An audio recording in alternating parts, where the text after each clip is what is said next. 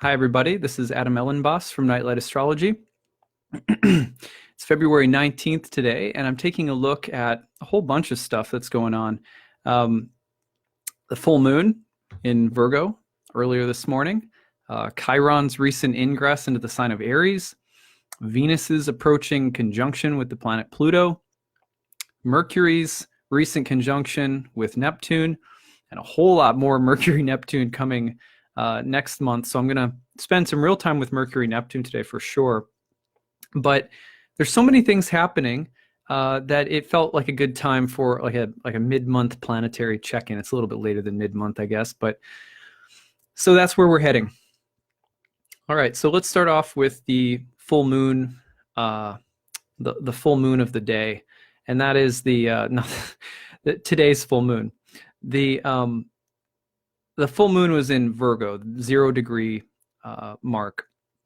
Interestingly, next month's full moon will also be at the 0 degree mark of Libra, just as the sun crosses the gateway of the spring equinox into 0 Aries. So it's interesting, a couple back-to-back 0 degree new moons, and I have wondered what they'll be like. I kind of, for me, as a kind of experimental side of my practice, I'm sort of going like, a new moon at the 0 degree marker, or a full moon at the 0 degree marker, a couple of them in a row. I wonder what that brings in terms of the moment, because it's weird because it's a 0 degree moment, which feels more like something new, but it's a full moon, which really represents something culminating. So I find that really quite interesting, the juxtaposition between the newness of the degrees of the sun and the moon at this full moon and next month's, but the culminating moment of a full moon. I don't know what it means. It's just something to think about. I find a lot of the times in astrology that the most rewarding things that you can do are to watch and pay attention to those nuances of the symbolism that you're not sure about, and to just see what happens, because astrology is so much more than just interpreting, predicting, and readying ourselves for what's to come. It's also about the engagement of the mind and heart with the moving symbolism of the sky. Because when you labor with it, contemplating it, and get some insight, it's as though you're starting to establish a relationship with a voice that's speaking to you. And that has the power to change your heart and change your mind. And it makes you feel more connected to life in general. So I always think it's a good thing to do. So that's what I'm writing down. 0 degree full moon. What does that mean? Next month, the same thing. What does that mean? The juxtaposition of such newness in the degree with the culmination or fullness of the moon. So at any rate, one thing that I will say to, practical advice about this full moon is that whenever the moon is in, whatever the full moon is in, whatever sign it's in, look at the planetary ruler, right? So, for example, this full moon was in Virgo, which means that its planetary ruler, Mercury, is in its fall in Pisces in the opposite sign with Neptune. So what does that mean? What does that tell us? It's always important to look at the planetary host, because the full moon is a guest in the home of Mercury. Well, what's the host doing, and how can it help, or what is it giving us? What kind of substance is the full moon being provided with from its host? So that's why I wanted to talk a little bit about Mercury Neptune, because this full moon, even though it's not in some kind of direct aspect with Mercury and Neptune's conjunction in Pisces, is being fed by it because it's in the sign of Mercury. So let me tell you a story, an interesting story. Yesterday, I heard this story. There were 2 things that happened yesterday, and I thought this was just like, these 2 stories for me taught me something brand new about Mercury Neptune. All right, so I'm gonna tell the first one, which is not my own story, but a friend's. So this friend told me this story, that their grandfather recently deceased. He passed away not long ago, and their grandmother has been not doing well emotionally, just in a period of real grief, and that they had been together, I don't know, 60 years or something crazy. And the grandmother was really hoping for a sign. Is he okay? We talked for so many years that we would give each other a sign. Whoever passed over first would give the other one a sign. Remember, this is happening as Mercury is conjoining Neptune. So moving in through the conjunction, it wasn't exact, but so at the funeral, apparently what had happened, and if I'm getting the story right, apparently what had happened is the family had taken some photos to be copied at like a what do you call it? Like a kink, or not a Kinko's, like an Office Depot or something like that. And these pictures that they had taken of their grandfather were being cut out and put on one of those boards. Have you ever been to a funeral or a wedding? You know, you'll see that on a board, there's pictures of the kids when they were little, or the person who's passed away, pictures of them in their prime or whatever, different stages of their life. So they had taken some pictures like this to make a board, like a memory board. And apparently there'd been some leftover copies that they didn't use and that probably got left on the counter or on the copying machine or something. So what ended up happening was after this person's grandmother said, I wish I'd have a sign. I wish I knew how he was. This individual went to a thrift store and was, I guess, doing some shopping or something like that. And while they were at the thrift store, they ran across a box, like a cardboard grocery box. And on the end of the box were two pictures of their grandfather taped on the box. And one picture was of the grandfather, and the other one was of the grandfather. So one picture of the grandfather, the same picture of the grandfather then angled out from behind the grandfather's shoulder, as if a double of himself was looking out over his own shoulder. And this was taped onto the end of a grocery box in a thrift store, and he just ran across it. And he was like, what the heck is this? This is unbelievable. So he goes back, tells his grandmother, like, oh my God, like, you're not going to believe this, but I saw a picture of Grandpa at the store on a box. He's like, I don't know what it was doing there. So she said he took a picture of it, and she said, I want to go see it. So they went back to the thrift store, and the box was gone. And they asked the owner, there was a box here, and it had a picture of a man on it. He said, oh yeah, I just took it in the back. So he goes in the back, gets it, pulls it out, and there's the picture on the box. So apparently someone, somehow, between like months ago when the funeral happened and however long it was before he went to the thrift store, had been playing around, having fun, and took a picture of, like, probably, it seemed like a picture of an old man, like being goofy, jumping out over his own shoulder on the edge of a box. I'm guessing they're people who are bored at work, right? Something like that. So takes a picture, puts it creeping over there, like, hi. And so there it was. It was like pretty amazing. So they go to the thrift store. There it is. There's this picture of the box. So that was her sign. That was happening as Mercury Neptune perfected, right? Okay. So, I didn't ask this, right, because I didn't want to be offensive. But part of me immediately was like, is that true? Or did someone knowing that, this is just my wild imagination, did someone knowing that this person probably needed a sign, desperately wanted a sign, right? Did they make this up? Did they, paste it down and say, hey, Grandma, look, I found a sign, And I had that moment where it flashed before me, like, is that real or was it a hoax? Right? That's also a Mercury Neptune moment. So this full moon brought to you on behalf of Mercury Neptune. What's true? What's otherworldly? What's fantasy? What's fact? Those kinds of issues can be really strong during a full moon that's hosted by this Mercury Neptune conjunction. Virgo especially can feel a little bit, bothered by this, because Virgo is an earthy Mercury ruled sign. So it's more discriminating, more careful, more crafty and intelligent and practical, and kind of feet on the ground a little bit more in Virgo. So I just thought that was a fantastic expression, that I heard this story as the full moon was forming with the host of Mercury and Neptune getting together in Pisces. So I thought I would tell you that story as an illustration of what kinds of things are at stake. The hope, the longing for a sign, the emotional desire for something otherworldly, to join with something bigger than ourselves, to do away with separation. And then a sign comes, a miracle, whatever. But wait, is it true? Is it real? Can I trust it? Should I be doubtful, or is being doubtful keeping me in separation? Or wait, is my desire to join being fueled by some kind of delusion? Do I need to get better at just being separate and individual and noticing that some things are not rational, or some things, it's just not going to happen? This desire that I have can't be fulfilled in some final sense, a little bit more critical, a little bit more earthbound, right? You know what I'm saying? So those are not, that's part of the process of this full moon with Mercury and Neptune conjoined.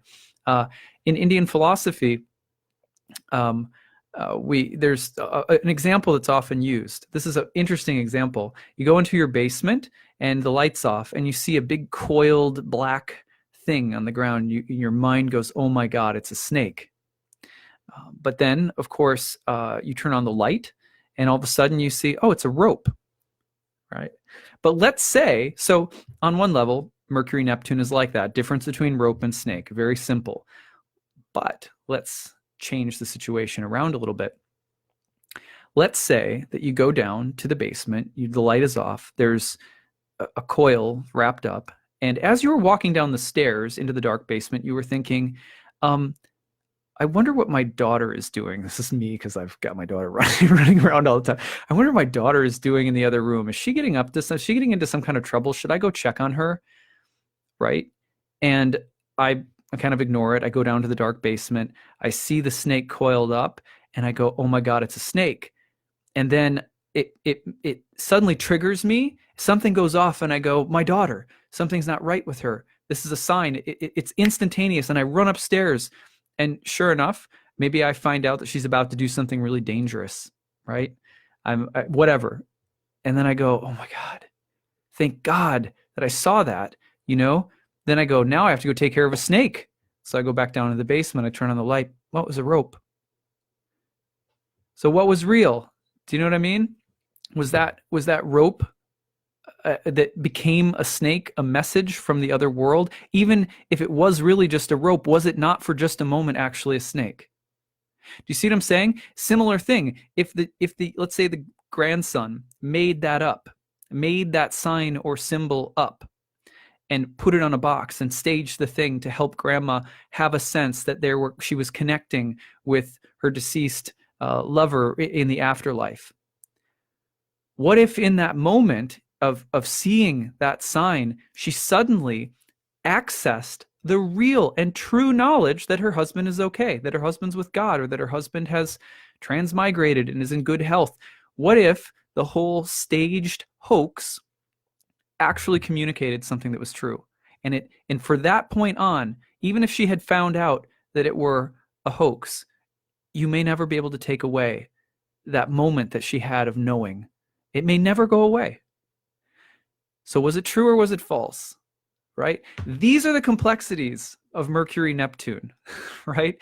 These are the boundless mysteries, the real and the unreal, the literal and the non-literal, the symbolic and imaginative and mythic and metaphorical, and the concrete and tangible and logical and rational. Mercury Hermes is an interpreter. The word Hermes in hermeneutics, to interpret. But what does interpret mean? What does it mean to interpret our experiences? Well, one way of thinking about it is that our mind makes associations out of all sorts of things all the time, endlessly. Groups and orders things, weaves a web out of our experiences 24/7. Virgo full moon is interested in, well, what do you do with those associations? How are they put to some use? What do you make out of them that is in service to something, or that's practically useful, or something like that? So let me give you another example. I was writing about this earlier today in an exchange with someone that I met on Facebook. I was writing about astrology. Excuse me. And let's say, for example, that the mind, the sort of associative mind, will notice that there is a similarity between a vulture and a trash man. The vulture cleans out the guts, and the trash man takes out the crap, right? So there's an association that's made. The association isn't true or false. It's an association. It's a meaningful association. It's not really something that we put to the scrutiny of, is it true or is it false, really? So the mind is always making all of these meaningful associations, but so what? You can sort of make them endlessly. If you have a creative enough mind, you can see likeness or alikeness or some level of connectivity between really anything. That's why great musicians or artists, or they have a way of saying something in unusual ways by finding interesting associative patterns.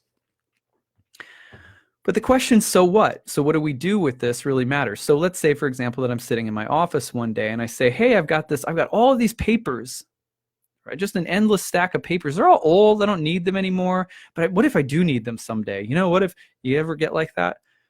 Okay, so let's say you're like, I feel like I should recycle these papers, but I'm really on the fence about it. And you go to your spouse or your partner or a friend and you say, I'm really on the fence about this. I don't know if I should throw out all of my papers. I don't know if I should recycle them or not.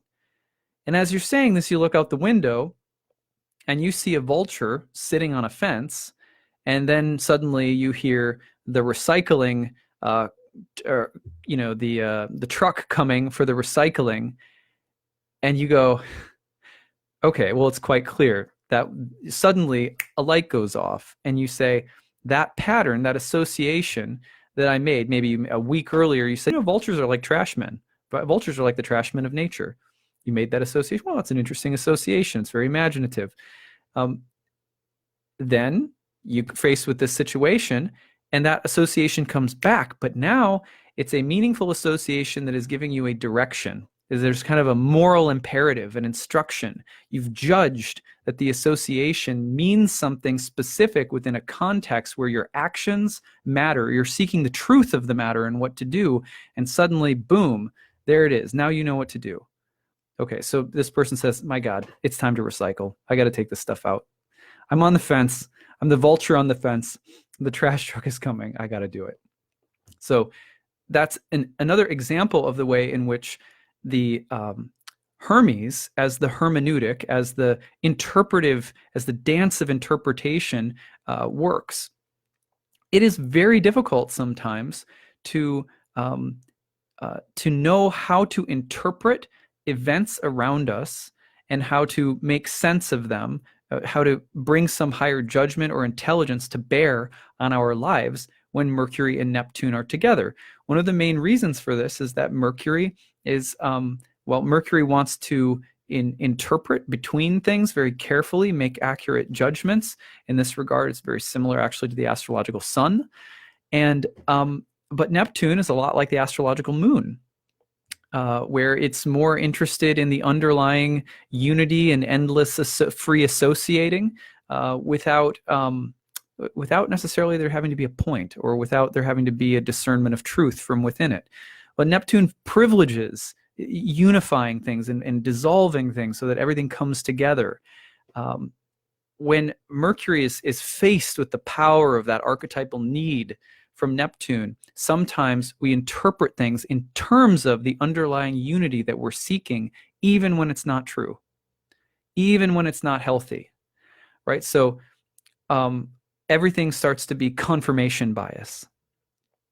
So for example, if someone is a liberal and you're a liberal and they say something that seems to coincide with a liberal value that you share, and it's becoming, a celebrity makes a statement on Twitter, and right now the pressure is like that, share it, thumbs up it, join with it, express your own emotional, joinedness with that sentiment. But wait, did you really think about it at all? Did you think about the specific context in which this specific thing was happening? Did you have all of the facts? Did you have whatever? Same thing could happen for someone really conservative. The point is that we're all susceptible to this right now at a very deep level. Okay, here's the second story I promised I'd tell you. So the second story is I went to the doctor's office yesterday, and I was thinking about whether or not I wanted to work with this particular specialist on something that I'm going to be dealing with in the next year. So I said, not anything big, don't worry. So I said, it was talking to him, and the more I talked to him, the more I realized that he wasn't listening to me. There was no, I don't know if you've ever had this experience with a doctor. Unfortunately, it's all too common with anybody, but I find I'm very frustrated sometimes with Western medical doctors because of this particular experience where I'm trying to communicate what's going on, and they're not listening, they're not thinking, they're not receiving. They are jumping right to what is the easiest solution or what is the quickest answer, or it's like like what do you call it? Like a loop that they have of how to respond to certain kinds of concerns. Well, it's probably this here, blah blah blah blah, and they're not really like acknowledging you or your particular situation. So as this was happening, and I was trying to express some of my concerns, my doubts, etc., this person I realized wanted nothing more than to just get to the place of agreement. How do I get you to just feel good right now? Feel like everything's good, nothing's really wrong, it's all going to be okay. And as I was like watching this unfold, and I realized like I had to wait in this office for 2 hours before this person could see me. And then they came in and didn't listen to me, and then insisted on trying to have me drink the Kool-Aid of like, they know, they're all powerful, all seeing, they know everything, and I should just surrender my concerns into their nebulous sense of everything just being fine, even though we didn't talk about anything very specifically with regard to anatomy or physiology or my symptoms or whatever, my concerns, nothing like that. So I was like, yeah, I got home, and I did a horary. In a horary chart, we're asking the question, all right, what's happening? From yesterday, I said, is this a good doctor to work with? And in horary lingo, it was Pisces rising, right, when I asked the question. And so I'm symbolized by Jupiter in my own sign in Sagittarius. The doctor was signified by Mercury in its detriment and fall, and conjoined with Neptune in my sign, so to speak, of Pisces, which is Jupiter's sign. So I have power over the doctor, meaning I have the say, the ability to say yes or no to this doctor in a sense. I have the upper hand within the situation. They have more invested in it than I do. They want a client, they want money, whatever. I don't. That's what the horary was showing. So, and that's exactly how the situation felt. Like this person wanted me to just like be their client. And that was mainly what they were trying to get accomplished. So, and probably wanted to peddle eventually other things on me. Like I'm pretty sure probably certain kinds of drugs and stuff like that. So at any rate, they were also, Neptune and Mercury were sitting just outside the cusp of the first house, which is usually a symbol that something is exerting great pressure on the native, the person asking. So here's a very deeply debilitated Mercury with boundaryless Neptune sitting right on the cusp of my ascendant, really pushing in. And that was as clear as day for me, right? I was like, first take, yeah, it's not a good doctor. It's not the doctor for me, right? But then I started doubting myself, right? Then I went into this whole thing where I was like, wait a sec, what if I just don't like the person's personality and they're a fine doctor? What if I was really concerned and worried and just being like paranoid because I don't like Western medicine? What if, blah, blah, blah, blah, blah, blah, blah, blah. So it took me like 24 hours of obsessing over this. And then I sat with my friend this morning, who's also an astrologer from Hong Kong. We were on Skype together talking. We try to meet up a couple times a month just to hang out and talk yoga. He's a studio owner from Hong Kong, and we're both on the Bhakti yoga path. So we were talking about astrology and Bhakti and yoga. And I showed him the chart and I told him the story. And he was like, wow, just the way he handled you and the way that he tried to sort of like, he was very boundaryless, not very, to be honest, well, I'm not going to gossip, but at any rate, So my friend said, dude, it's not a good, it's not a good doctor. And I was like, oh, thank you. Okay, good. 'Cause I'm out of my head about it now. Right. So, but that's a Neptune Mercury process where it was like, I'm reading the tea leaves. I'm trying to figure out, is this good or bad? I'm not trusting my very basic experience that told me this was not an appropriate person to work with. So just that ability to kind of lose your center a little bit, lose your better judgment, to feel like I'm misinterpreting, I'm reading too much into it. Uh, okay, this is the other funny thing. After waiting for 2 hours, the doctor walked in the room. I will say this one part. The doctor walked into the room and said, "Okay." And he was, very like kind of typical like jocular locker room type of guy. No offense meant.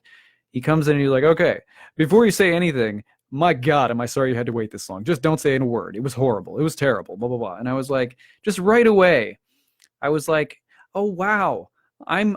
And I started being like, "Ha, yeah, it's okay, no worries, da da da." And I was like, "Wow, I'm like that." I'm like that poor. I'm just thinking of myself when I was like, 16, like dating girls in high school or something, and neglecting to hang out or being late for a date or standing someone up and then being like, wait, just I was like, I'm that person who right now is totally being taken for a ride. And when someone somehow just has a way of trying to make everything that they just did go away through like charm and just sort of being overwhelming and blah blah blah, and before you know it, you're like, yeah, they're great, I'm just forgiving them, and you're like, wait a second, no, the person's an a-hole, like why do they do that? That you lose yourself. I was like, wow, I mean, like I'm like the lover who's getting like totally walked on right now by this doctor. So at any rate, just for whatever it's worth, that experience is very Mercury Neptune. Now, the reason I'm saying this is not only because this full moon was hosted by Mercury and Neptune, but also because for really the next month ahead, like all of March, okay, March 6th, new moon in Pisces. The new moon is exactly conjoined with Neptune while Mercury is turning retrograde in Pisces. By the end of the month, from like the 24th to the 29th of March, next month, Mercury will retrograde very slowly toward the end of its retrograde through another conjunction with Neptune. It will then station direct and then move forward through another conjunction with Neptune into April. So I'm just saying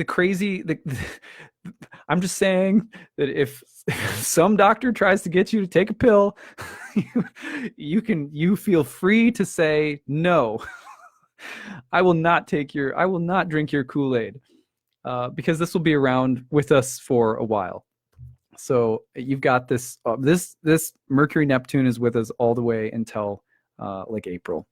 So of course, you may encounter the rope that becomes a snake that has a message that was really just a rope. You may hear a voice in a dream. You may have an incredible synchronicity. You may have mystical awareness, meet an amazing teacher. You may find pictures of your deceased grandfather on a random thrift store box. I don't know, right? So all of that is sort of on the table in the next month and a half as well. Okay, now let's get into Chiron and Aries. Everyone is so jazzed about Chiron and Aries. There's something in me that is just grumpy, that just doesn't like anything to do with asteroids. But I say that, and tonight I have Demetra George coming and giving a talk on the asteroid goddesses. So I'm an inconsistent mess when it comes to certain things in astrology. Like I can't stand the asteroids. I just don't care at all about them. I feel like it's just a waste. It just fills up way too much space in a chart. I feel like people who don't know enough about the basics are way too concerned about things like, Medusa's twin sister, Betty, who's hanging out with another star sister, and what do they mean? And it's just, to me, it's just an endless waste of time if people don't know how to do basic astrology very well. Now, I say that as someone who got into a lot of things before I feel like I ever really knew how to do basic things in a more mature manner. So I feel like I have ground to stand on. Like I'm not just being irrationally prejudiced toward the asteroids. I legitimately feel like even in my own practice of 10 years, like I am just learning how to use the traditional 7 in a more consistent and much more accurate manner. So I'm down on trying to add more stuff when it's not needed. And I feel like there's just a fetish with just adding more and more and more stuff. So that just annoys me. It just gets my goat. On the other hand, anyone who finds a way to use things that I'm not using in a really intelligent manner, and it seems like they've really taken the time to be smart and intelligent, and they've honed their craft with things that I don't know about or I tend to poo-poo, I love, right? So when I had Demetra read my chart a couple of years ago, and she spoke about the asteroids in my chart, it was amazing. But I have to be honest, up until Demetra, I hadn't had many people ever read my chart with asteroids who did anything to help me whatsoever. I found most people who've read asteroids in my own chart it just sounded like new age nonsense to me. Just cliches that are just rolling through my Facebook, Twitter, and Instagram feeds every day. I mean, people, you might as well just give me a list of cliches and that's what the asteroids mean in your chart. You're going to be a healer. Oh, you've got transformative work to do. Death and rebirth. You're a shaman. Oh, you've got to empower yourself. Don't be a victim. It was all because of your brutal childhood.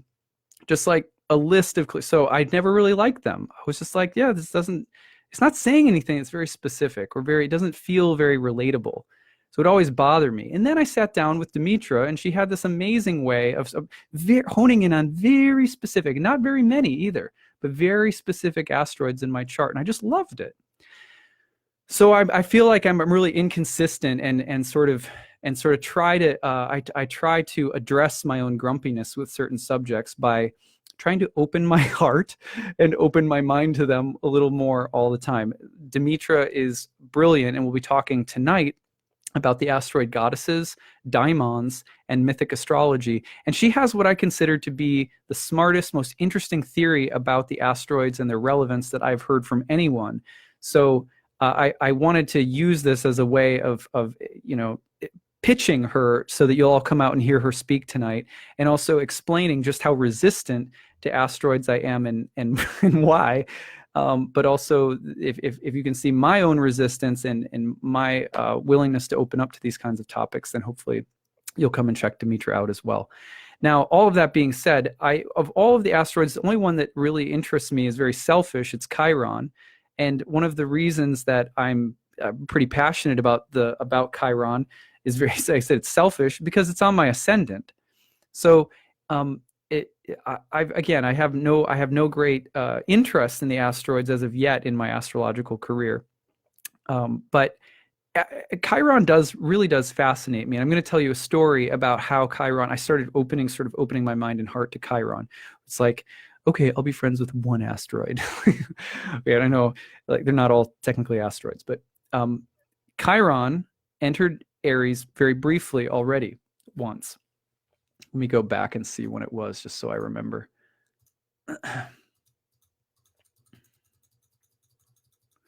Let's see. It was... it entered in April. Yeah, April of 2018.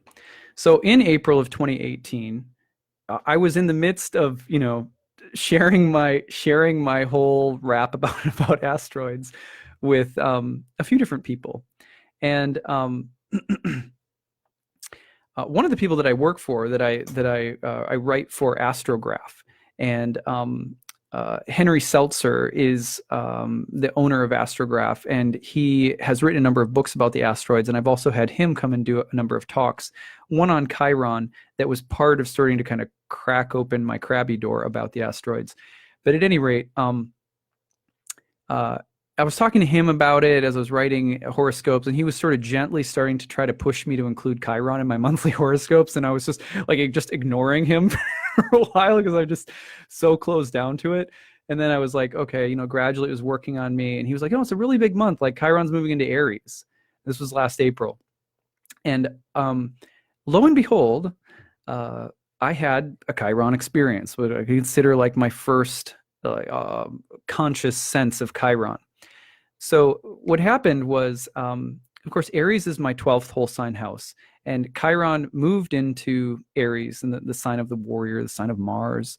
and moved into my 12th house. And during morning meditation, I suddenly started, over a course of about a week, started getting the really deep desire to bring yoga into prisons. Like bring yoga and meditation into prisons. And I was like, where's this coming from? This just feels really random. And so I thought about it and thought about it. And then suddenly it just dawned on me. I was like, oh, Chiron and Aries just entered my 12th house, which is the house of prisons. So the wounded healer entering the house of prisons. I don't know even a lot about Chiron yet in my studies. I don't, like I said, I haven't paid a lot of attention. But those simple words, the wounded healer and the house of prisons. Oh, okay. All right, I'll pay attention. I'll pay you some attention. I'll start I'll start looking at you. I know you're on my ascendant anyway, I get it, but like I'll start paying some attention. So I started paying attention to Chiron and Aries. And as Chiron and Aries is just entering, Chiron is just entering Aries again now to stay in the next month, right around the spring equinox, in fact, when the sun will conjoin with Chiron and Aries. That's a powerful spring equinox next month, by the way. But right as that happens next month, I'll be finally starting my work with yoga in prisons. So I find that that's really interesting. That is, first of all, to just tell you a little bit of my process around how my heart started opening a little bit to the asteroids. Hopefully you weren't too offended by my tirade. But at any rate, when it comes to understanding Chiron and Aries, my basic sense of Chiron in terms of just the experiences that I've had, the very few so far, is that the themes of mastery, knowledge, elders and teachers, and specifically the dressing of wounds, whether they're psychological or physical, or the visitation of wounds, that those themes go together. They're all bound together with Chiron. The other thing that's interesting to note about Chiron is, of course, the role that Chiron plays in the myth of Prometheus, which probably lots of people have heard by now, but Chiron becomes a kind of Christ-like figure who takes the place of Prometheus for his transgressions. Prometheus is being tortured from having stolen the fire of the gods, and he's in this kind of brutal situation where he's immortal, but he's doomed to be put through suffering so that he can't die. And it would be better to die because of the kind of torture he's going through.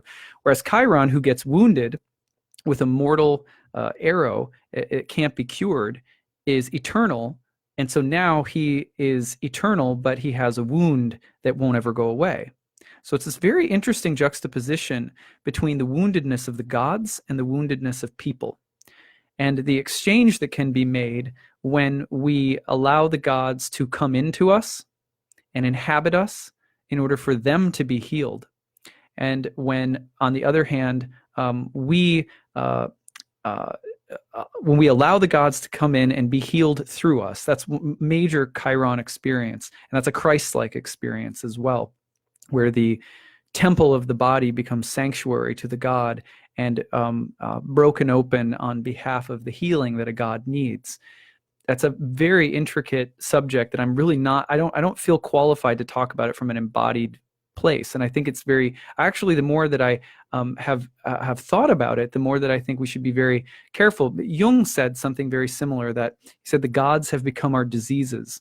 This is a kind of a chirotic statement as I understand it. So what seeks healing through us in chirotic experiences is not always our own. And I think sometimes it belongs to higher archetypal forces that seek union, integration, synthesis, or healing through us. And so I think one of the things we're going to be looking at is the need for a collective addressing of anger. There's a lot that's very passive-aggressive about our world right now. Everyone's viewpoints are so precious. Everyone is so highly sensitive. Everyone is so easily offended. And I think what's lying below a lot of that is a feeling of having been hurt and wounded by aggression and becoming traumatized by it, but also the inability to integrate those experiences and configure one's sense of power and strength. And so I think part of what we're going through in the years to come with Chiron and Aries will have to do with the addressing of our wounds that have to do with anger and a feeling of either impotency or potency. Do we feel strong or do we feel weak? I think Chiron and Aries is going to get right down into the heart of what it means to be appropriately powerful and strong, what it means to be too strong, domineering, what it means to be too weak and passive aggressive and too needy and too sensitive, and what it means to be insensitive and bullying. I think those boundaries are going to be part of the work. That's my sense of it. That's about all I have to say about it, because again, it's not my forte. So, but a lot of people were emailing me being like, "Can you talk about Chiron and Aries?" And I was like, well, of all days, when Demetra George is going to come and talk about the asteroid goddesses, then yes, I'll say something about it. I will admit my prejudice. I will, but also try to explain my process and how it's been growing and changing over time. So that is a bit about Chiron and Aries. Now, more practically speaking, in the days ahead, let me just it's coming through. Oh, there it is. It's going to be Friday. Friday in particular, Venus will conjoin with Pluto. Okay, so very simply, watch for that deep intensifying of Venusian themes, deep, dark, intense, cathartic, around Venus themes: love, relationships, agreement, sex, beauty. So you can think empowered women, the themes of transformation and the feminine, but also the goddess and deep and dark and taboo, erotic themes. You can think of pain and transformation around love and relationships. And those themes will be coming pretty quickly, and you're already feeling them right now. It's just a few degrees off. It'll intensify a lot between like Thursday and Sunday. So that's what I've got. Does anybody have any questions? Because I am leaving for India on Friday, so this is the last, probably the last live broadcast you'll have. I am putting out my March horoscopes and a March monthly overview and a March written overview, and my March written horoscopes will all be available before I go. They'll be a little bit early this month. That's so you have something to chew on for the month of March while I'm in India. And I'll be back in up and running probably the second week of March or so. So let me see if there's any comments here that any comments or questions.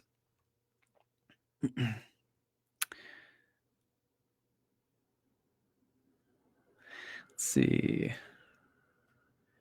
No questions that I see so far.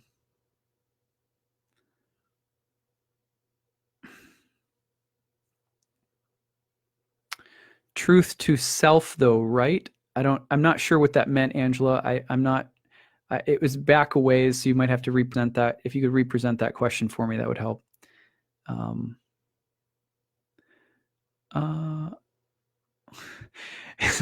Astrograph writer who doesn't like. I'm reluctant with the asteroids. I'm coming around. Henry's been working on me with Eris as well. Here's the thing that I don't like. Look, and it's very simple. It's not like a lot of people use the asteroids in really sensitive, intelligent ways. I have a student of mine named Stuart Krimko who did a fantastic exploration on the meaningful use of asteroids in consulting. Like, I'm not that. Here's what I don't like. Someone sends me a chart and they say, "What do you think of this?" And I look and there's 40 freaking symbols on a wheel. Here's what I think of it. I crumple it up and I throw it away and I say, I can't possibly start to see anything when you're flooding the oracle with too many things. It's like someone who says, I have a question, so they throw a tarot spread down with 20 cards. You know what I mean? To me, it's just too much noise, and I can't connect to anything. So for me, economy and simplicity helps me open up a connection when I'm doing, divination. But if people like have a sensitive and kind of careful way of using asteroids, I'm all for it. I'm not saying that there's nothing to them. You get where I'm coming from. I hope you understand what I'm saying. All right. Let's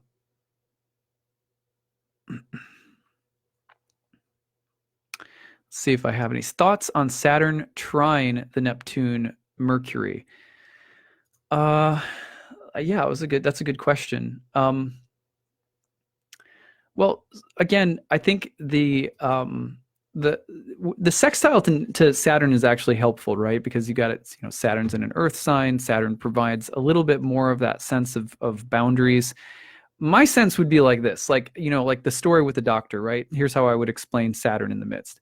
The fact that I came back and was reflective and careful and had a way of thinking through it, defining my boundaries and saying, hey, that was not good. I was able to reinterpret the events and come around to a more, well-defined sense of my own position in relationship to what had happened.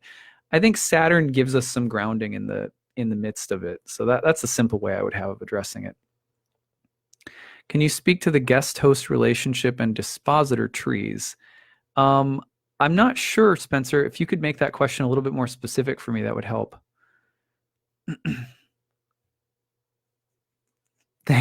Angela says she's been watching me grow more accepting with Chiron and she's liked it. Well, that's good. I'm glad to hear that. Have a great adventure in India. Thank you, Morgan. I appreciate that. What happens if a planet in good condition is being provided for by a planet in aversion?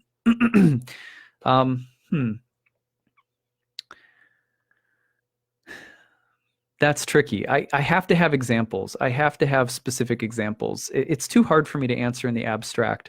I feel like with a planet disposing of another planet from aversion, it's less helpful. It's less able to be helpful because it can't see the other planet by whole sign aspect. So the simple answer would be the benefit that can be provided is a little impeded, or they may not be able to fully connect with one another. But again, explaining what that means tangibly, you need a context. I guess my question is, how far do we trace dispositors? Dispositors can qualify the interpretation, and I feel like how many qualifications do you need to deliver an intelligent, clear interpretation for yourself or someone else? Don't go chasing them endlessly, because you'll just go down a rabbit hole and you'll end up saying nothing coherent.